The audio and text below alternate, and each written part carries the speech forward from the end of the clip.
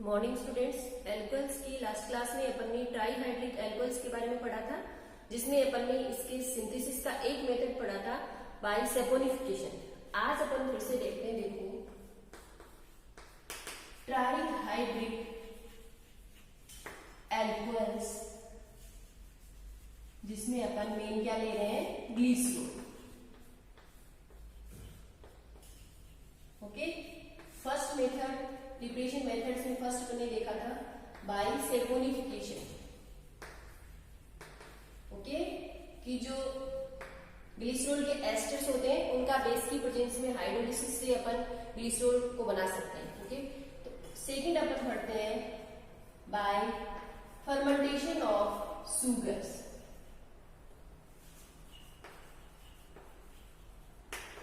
Bye fermentation of sugars, की sugar से किण्वन या फर्मेंटेशन के द्वारा भी अपन ग्लिसरॉल को बना सकते हैं। जैसे मैं ये ले लूं C6H12O6।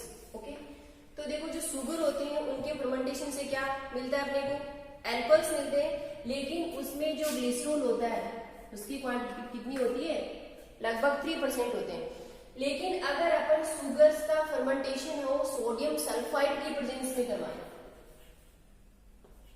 फर्मेंटेशन इसकी प्रेजेंस में करवाते हैं, साथ में क्या ले रहे, सोडियम सल्फाइड Na2SO3, तो उस कंडीशन में अपने पास जो एल्कोहल होगा उसकी क्वांटिटी है वो लगभग 25% तक इंक्रीज हो जाएगी, यानी वो ज्यादा मात्रा में अपने को मिलेगा। साथ में एक मिलेगा एसिटाल्डिहाइड और साथ में CO2 गैस है वो बाहर निकलेगी।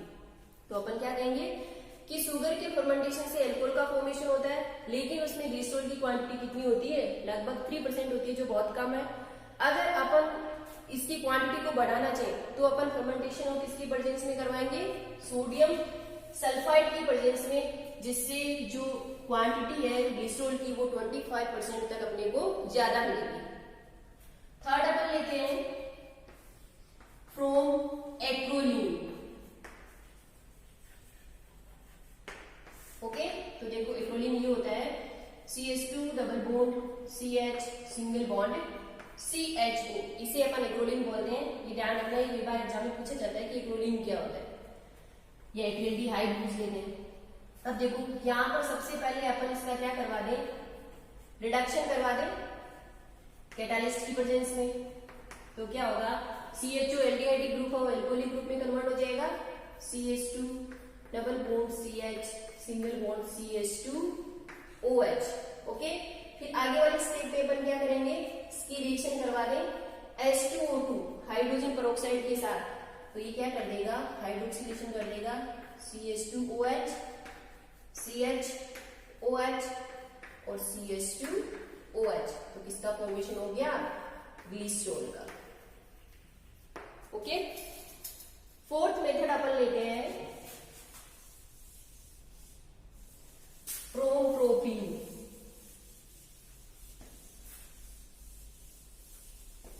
कि प्रोपीन से भी अपन ग्लिसरॉल को बना सकते हैं। जैसे ये ले लिया CH3CH डबल बॉन्ड CH2, ये प्रोपीन है। फर्स्ट स्टेप में क्या करेंगे, अपन इसकी रिएक्शन करवा दें ऑक्सीजन के साथ सिल्वर की प्रेजेंस में। तो यहां पर क्या होगा, इपोक्साइड रिंग का फॉर्मेशन होगा CH3CH CH2O।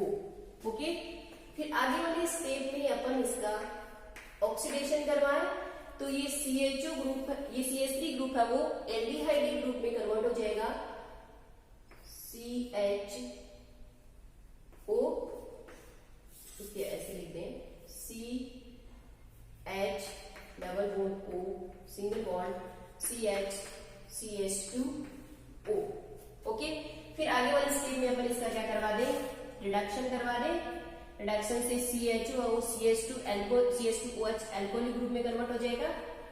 तो ये होगा CH2OH CH CH2O। फिर आगे अपन इसका NaOH की प्रेजेंस में हाइड्रोलिसिस करवा दें। हाइड्रोलिसिस करवाएंगे तो बॉन्ड ब्रेक हो जाएगा और अपने पास ये आएगा CH2OH CH OH CH2 OH हो गया ग्लिसरॉल का फॉर्मेशन। तो ये है ग्लिसरॉल के प्रिपरेशन मेथड्स। अब अपन देखते हैं इसकी physical properties. Physical properties of glycerol. Physical properties of glycerol.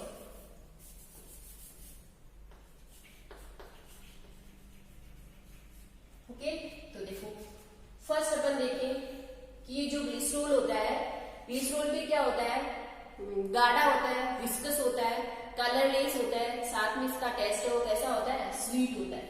तो क्या लिख दें, कलरलेस, विस्कस, शहद की तरह गाढ़ा होता है और टेस्ट में कैसा होता है, स्वीट होता है।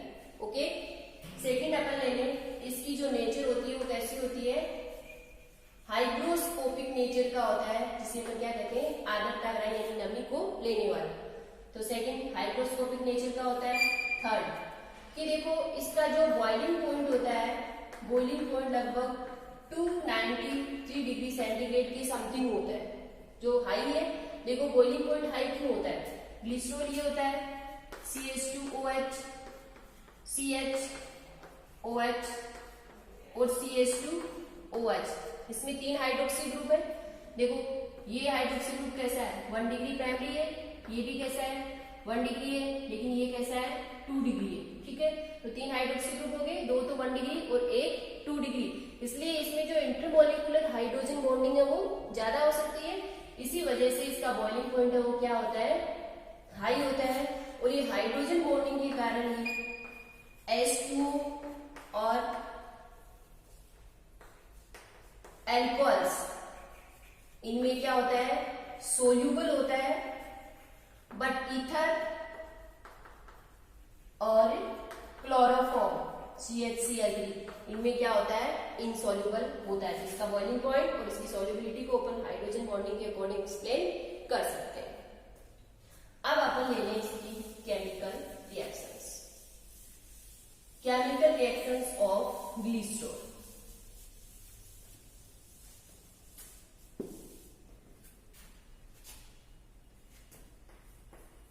केमिकल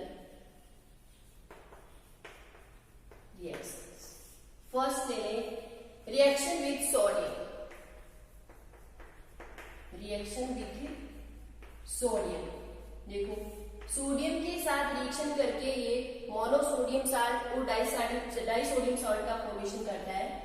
तो ये ले लिया अपने CH2OH CHOH CH2OH। First stage में जब अपन सोडियम के साथ रिएक्शन करवाएंगे तो ये बनेगा monosodium salt O- Na+ CHOH CH2OH। फिर से अब आगे अपन और इसकी सोडियम के साथ रिएक्शन करवाएंगे तो ये बनेगा O- Na+ CHOH CH2O- Na+। जो 1 डिग्री एल्कोहलिक ग्रुप है CH2OH और ये CH2OH, यहाँ पर सोडियम की रिएक्शन हो रही है, 2 डिग्री पर नहीं हो रही है, क्योंकि 2 डिग्री की रिएक्टिविटी क्या होती है, कम होती है। तो जो ग्लिसरॉल है उसके सोडियम के साथ रिएक्शन से मोनोसोडियम सॉल्ट और डाइसोडियम सॉल्ट का फॉर्मेशन होता है। ओके, अब अपन आगे लेते हैं second reaction, reaction with hydrogen halides और phosphorus halides. Reaction with hydrogen halides and phosphorus halides.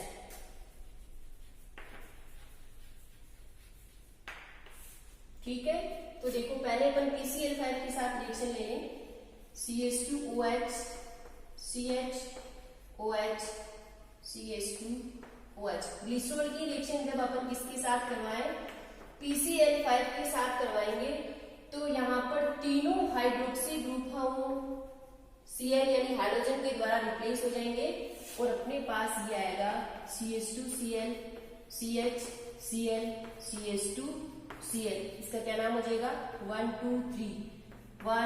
2 3 ट्राइक्लोरोप्रोपेन। Okay, तो क्या ध्यान रखना है, जब अपन ग्लिसरॉल की रिएक्शन PCl5 के साथ करवाएंगे तो तीनों हाइड्रोक्सी ग्रुप यानी 1 डिग्री और 2 डिग्री हैलोजन के द्वारा रिप्लेस हो जाएंगे और अपने को मिलेगा 1,2,3 ट्राइक्लोरोप्रोपेन। ओके, लेकिन अगर अपन HCl के साथ रिएक्शन करवाएं तो देखो क्या होता है, CH2OH CHOH CH2OH और अपन किसके साथ रिएक्शन करवाएं, HCl के साथ रिएक्शन करवाएं। इन्हें अपन नंबरिंग दे दें ऐसे, पोजीशन अल्फा, इधर से करेंगे तो इसे मान लो अल्फा डेस ले दिया और ये कौन सी है, बीटा है। ठीक है, तो देखो HCl के साथ रिएक्शन करवाएंगे तो देखो एक तो ये बन सकता है CH2Cl CHOH CH2OH यानी अल्फा क्लोरो मोनोहाइड्रिन। दूसरा ये बन सकता है CH2OH CHCl CH2OH, ये तो हो गया अल्फा क्लोरो मोनोहाइड्रिन।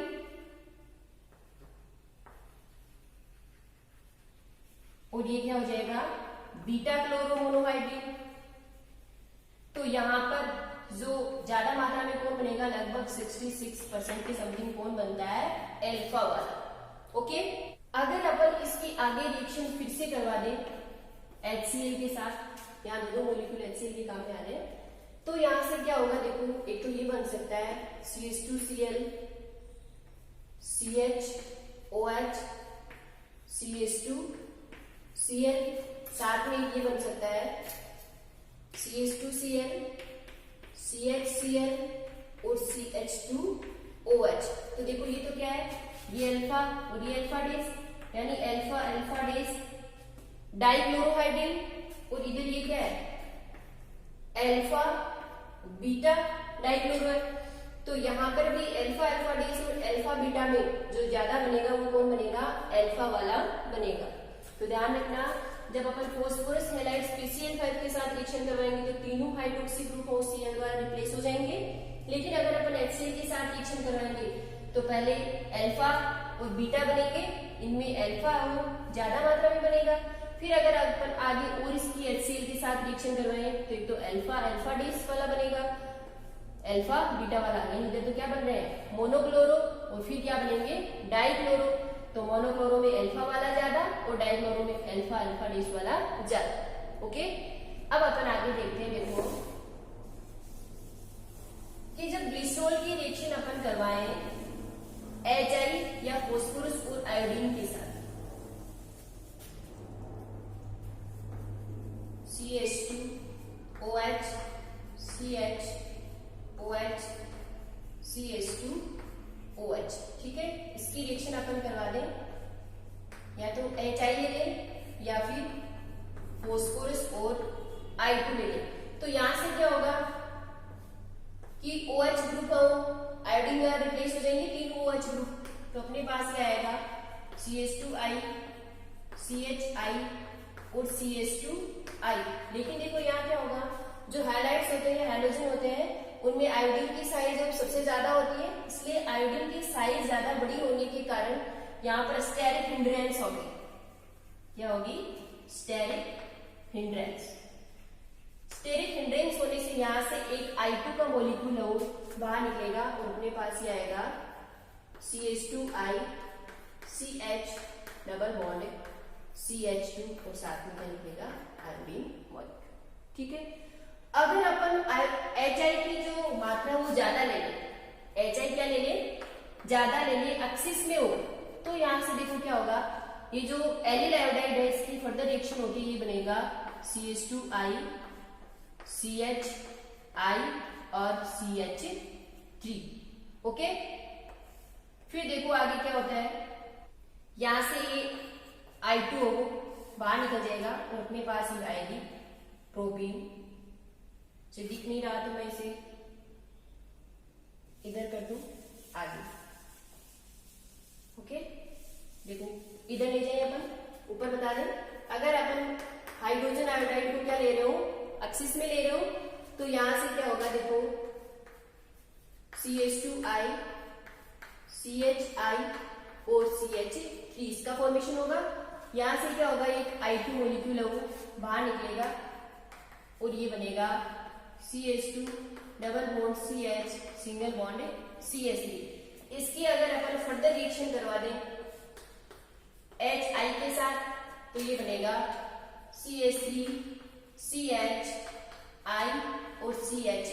ये क्या बना है अपने पास, आइसोप्रोपिल आयोडाइड।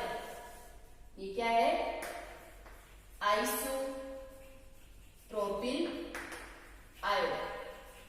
फिर से देख लो कि जब अपन ग्लिसरॉल की रिएक्शन करवाएं हाइड्रोजन आयोडाइड या फिर फॉस्फोरस और आयोडीन के साथ, तो तीनों हाइड्रोक्सी ग्रुप आयोडीन से रिप्लेस हो जाएंगे, लेकिन आयोडीन की साइज बड़ी होने के कारण यहाँ स्टेरिक हिंड्रेंस होगी, इसलिए एक आयोडीन I2 मॉलिक्यूल बाहर निकल जाएगा और अपने पास ये एलिल आयोडाइड का फॉर्मेशन होगा। फिर अपन इसकी अगर अपन हाइड्रोजन आयोडाइड को एक्सिस में ले लें HI को, तो इसकी आगे फिर से रिएक्शन होगी HI के साथ, तो यह मॉलिक्यूल बनेगा। फिर से यहाँ से I2 बाहर निकल जाएगी और अपने पास यह मॉलिक्यूल आएगा प्रोपीन। फिर इसकी अपन एक्सिस में ले रहे हैं, फिर से HI के साथ रिएक्शन होगी, तो ये बनेगा आइसोप्रोपिल आयोडाइड। ओके, अब अपन आगे रिएक्शन ले लें, reaction with nitric acid. Glycerol की जब अपन नाइट्रिक एसिड के साथ रिएक्शन करवाते हैं, reaction with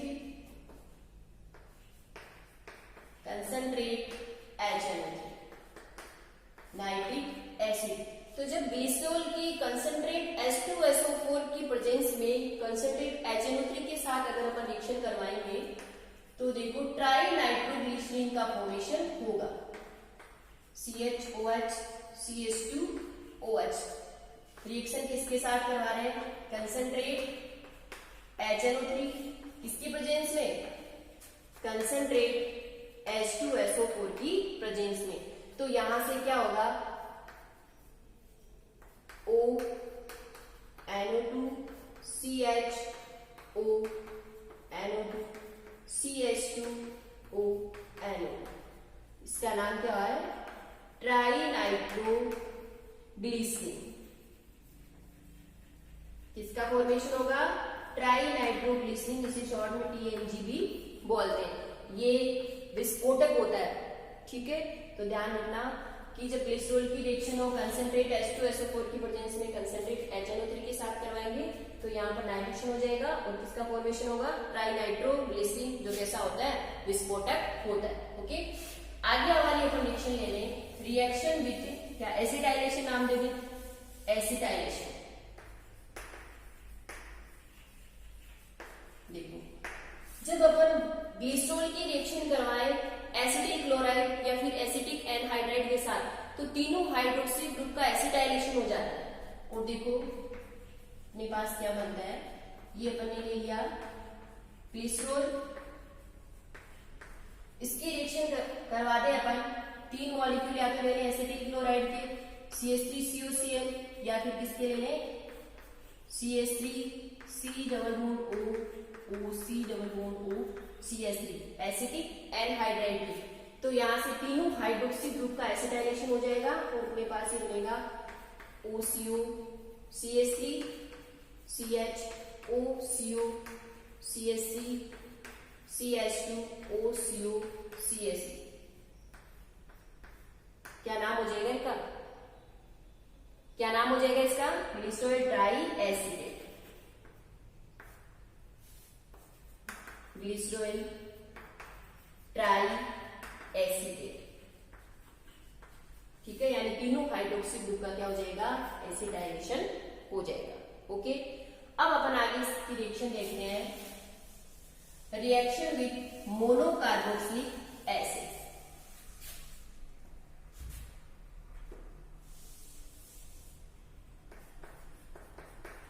reaction with monocarboxylic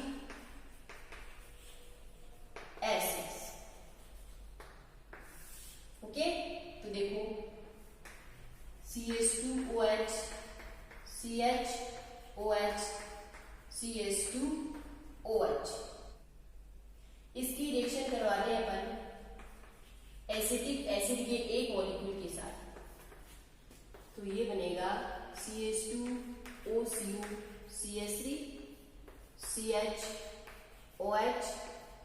CH2OH, glycerol मोनोएसिटेट।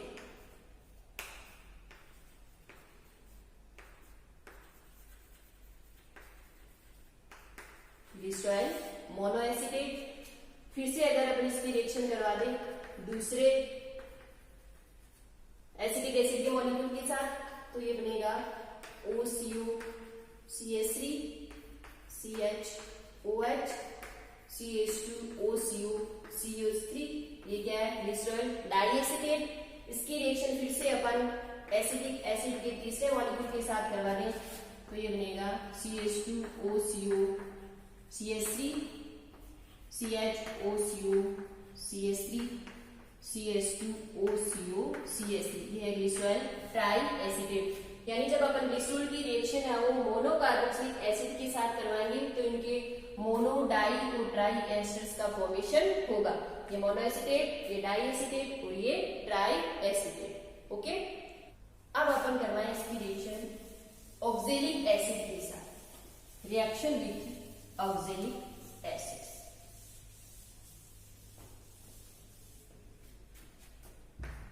Reaction with oxalic acids.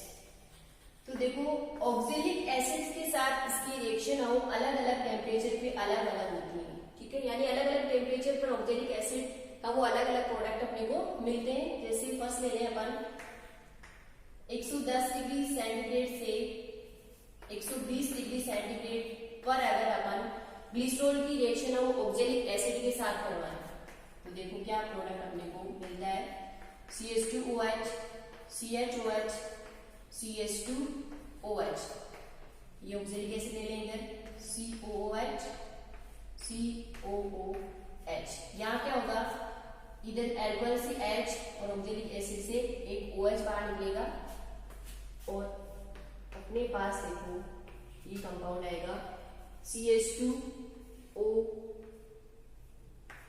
COOH और इधर ये आएगा CHOH और CH2OH, ठीक है। फिर आगे वाले स्टेप में अगर आप इसे हीट करेंगे तो यहाँ से एक CO2 मॉलिक्यूल है वो बाहर निकल जाएगा और अपने पास ये आएगा CH2O COH और इधर ये आएगा CHOH CH2OH। फिर अगर अपन इसका क्या करवा दें, हाइड्रोलिसिस करवा दें, तो देखो यहाँ से ये वाला बॉन्ड है वो ब्रेक होगा HOH। जब ये बॉन्ड ब्रेक होगा तो यहाँ ये बनेगा CH2OH CHOH और CH2OH। ये क्या बन गया अपने पास, एक तो ग्लिसरॉल बन गया और एक क्या बन जाएगा, फॉर्मिक एसिड, ठीक है। तो जब अपन ग्लिसरॉल की रिएक्शन करवाएं ऑक्जेलिक एसिड के साथ 110 से 120 डिग्री सेंटीग्रेड पर, तो अपने पास किसका फॉर्मेशन हो रहा है, फॉर्मिक एसिड का। सेकेंड अपन ले लें कि जब ग्लिसरॉल है वो 230 से 260 डिग्री सेंटीग्रेड पर ऑक्जेलिक एसिड के साथ रिएक्शन करे, टेम्परेचर कितना है 230 से 260 डिग्री सेंटीग्रेड। तो उस कंडीशन में देखो क्या होता है, CH2OH CHOH CH2OH। ये इधर अपन ले लें oxalic acid OH C double bond O और OH, इधर से एक H2O ये जाएगा और एक H2O है वो ये जाएगा, तो देखो ये फॉर्मेशन होगा CH2O CO CO O CH और CH2OH। फिर आगे वाली स्टेज में देखो क्या होगा, यहाँ से अपन इसको हीट करेंगे तो एक CO2 मॉलिक्यूल तो ये निकलेगा, एक CO2 मॉलिक्यूल ये निकलेगा और अपने पास इसका फॉर्मेशन होगा CH2 double bond CH single bond CH2OH। तो ये किसका फॉर्मेशन हो रहा है, एलिल एल्कोहल का। तो ग्लिसरॉल की रिएक्शन ऑक्जेलिक एसिड के साथ जब अपन 110 से 120 डिग्री सेंटीग्रेड पर करवाते हैं तो फॉर्मिक एसिड का फॉर्मेशन हो रहा था, और जब 230 से 260 डिग्री सेंटीग्रेड पर करवा रहे हैं तो किसका फॉर्मेशन हो रहा है, एलिल एल्कोहल्स का। अब जो बाकी की रिएक्शंस है वो आगे वाले लेक्चर में देखेंगे।